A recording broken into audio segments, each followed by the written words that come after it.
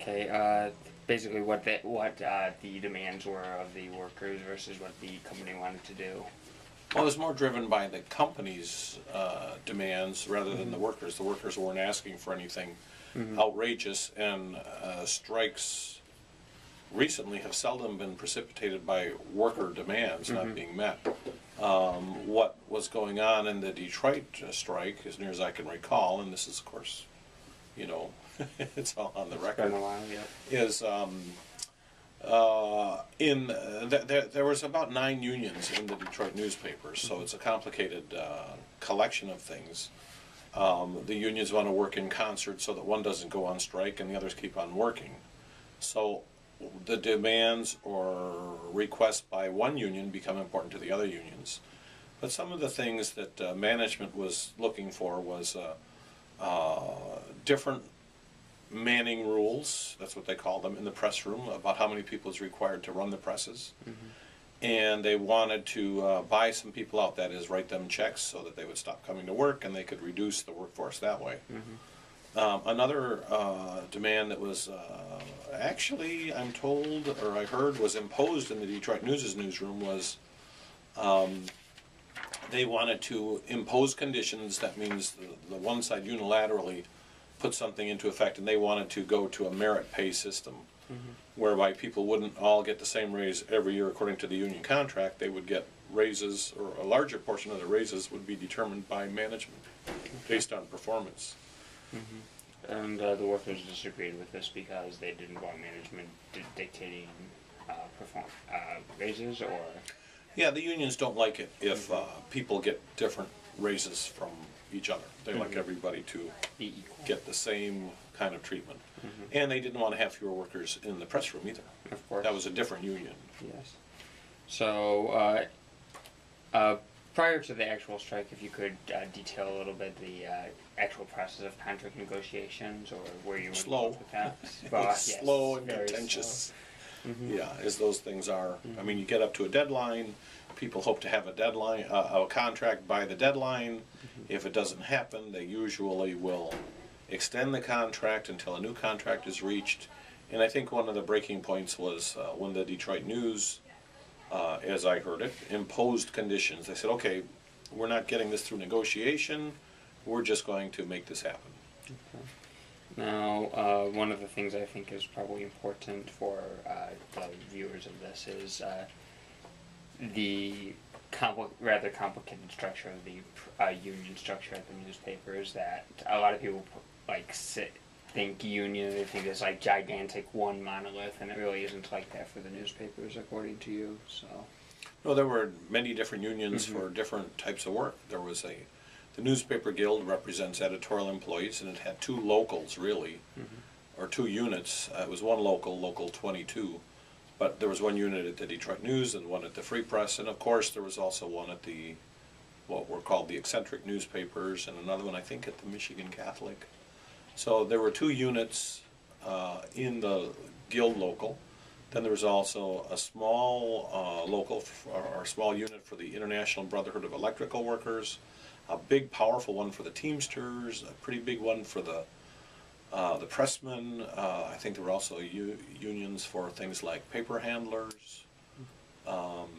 Some advertising or business side people were in a union.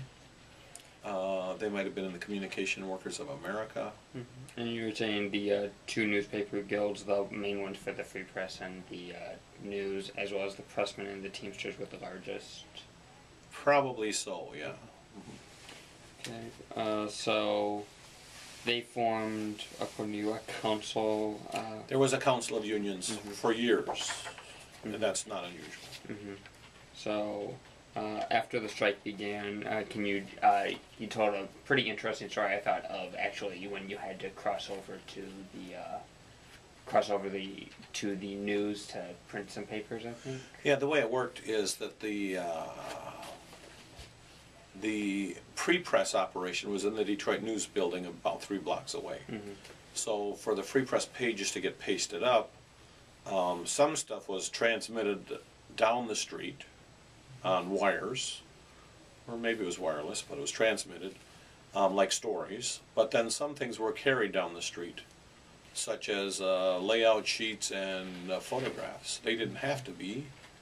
Well, they wouldn't be today, but at the time, you know, maybe that's how it had to be done. Mm-hmm. So all of the Free Press pages were pasted up in the Detroit News building. Mm-hmm. So some Right. stuff had to be hand carried in there. It couldn't just like be sent over the phone.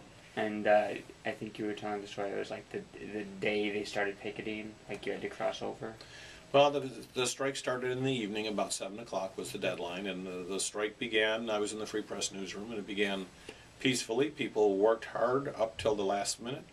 Then at 7 o'clock they stood up and they left the building. There was no yelling, no commotion. It was very professional. Mm-hmm. And a picket line went up around the Free Press building and around the news building. And the news building had the larger picket line because that was where the Detroit newspaper agency was housed. That was the overall governing entity for both newspapers, and this was the entity that had been doing the negotiating, and this is where a lot of the anger on the part of workers was focused, was on this Detroit newspaper agency. So that attracted more picketing than the Free Press building. Yeah.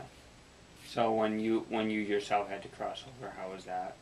Well, they said, okay, at 7 o'clock we have to finish the paper. Fortunately, these guys gave us a good start on it, but we got to get some last-minute pictures down. We got to trim some stories because the stories at that time might come out too long to fit on the page, so an editor had to trim them to make them fit the space and make some last-minute decisions, maybe call for a headline change.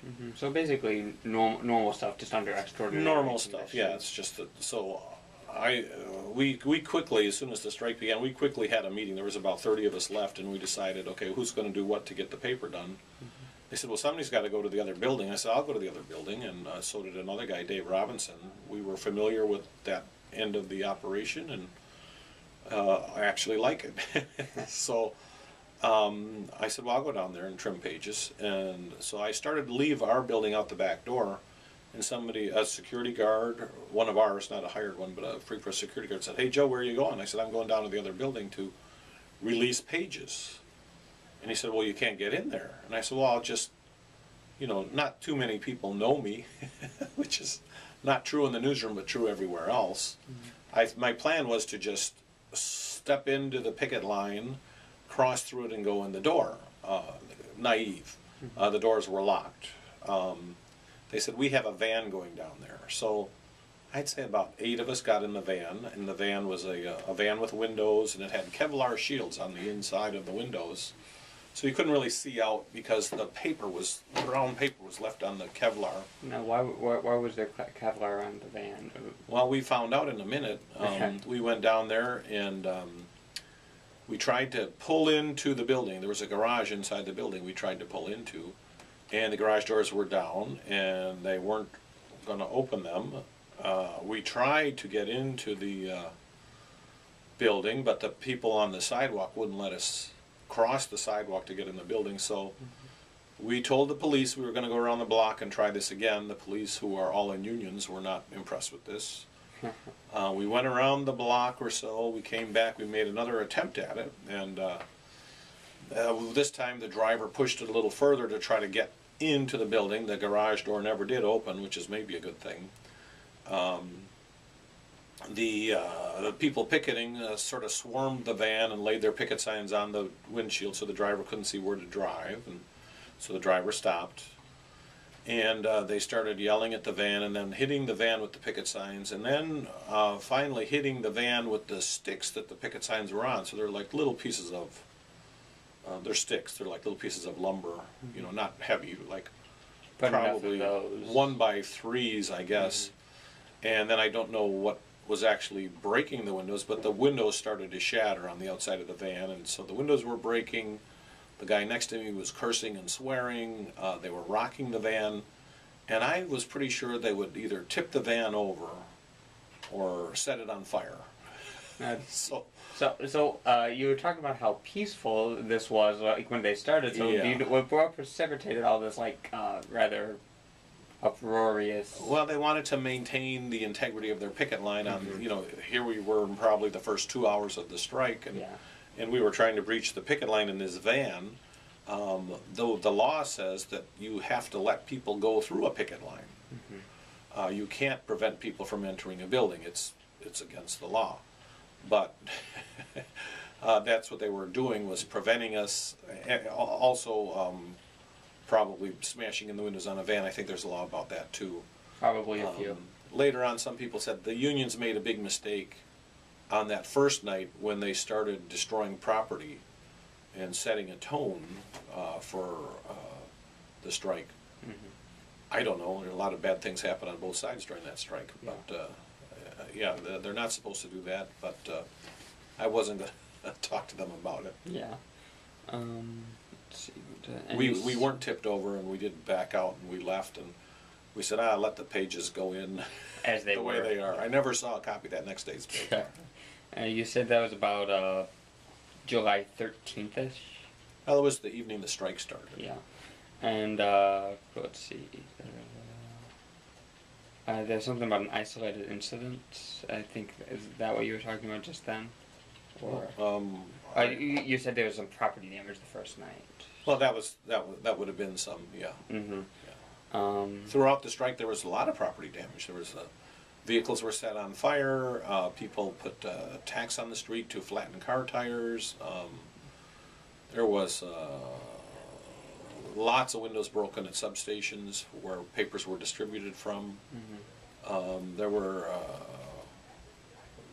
was property damage, and there were injuries, and people who I did not see any of this, but people said that the worst stuff happened at substations and at the production plant in Sterling Heights, where they said people were thrown to the ground and hit and stuff like that. Now, just for the record, what was your position at the Free Press at the time? I was the recruiting and development editor. Okay. And so after the strike started, and obviously you had to get a paper out every day. That was the plan. And how did you go about that? Well, we had first started with the 30 of us. There were about 330 employees in the Free Press Newsroom, maybe 300, and all but 30 went on strike. So we immediately began by, we started producing one combined edition. And to us it felt as though the plan was for the Detroit News to just take over everything and just emerge from the strike as the only paper in Detroit. Also, they were thinking that this would end with Detroit being a one-paper town. This was our impression. We were very paranoid, and we felt we were fighting the unions and the Detroit News for the survival of the Free Press. At first, we did it ourselves. It was hard because there weren't that many of us, and a lot of us didn't know what we were doing. I designed my first pages with Quark Express on a strike paper. Somebody gave me some stories and a picture and said, "Here, design a page with this stuff," and I did it in Quark. That's the first time I ever used Quark for a newspaper page. Quite a few generations before they got to InDesign. Yeah, oh yeah. And he said, "How did you do this?" And I said, "Well, that's the first one I ever did in Quark." So off we went. And then we started using loaner workers, people who worked at other Knight Ridder papers who left their papers to come to Detroit to help us put out our paper. And they would come for a period of time, maybe 3 weeks, and then they could either stay on for another 3 weeks or go back to their home paper. And we did that for a while until we got to the point where we thought we needed to hire some permanent workers because it looked like the strike was not going to end soon. Yes.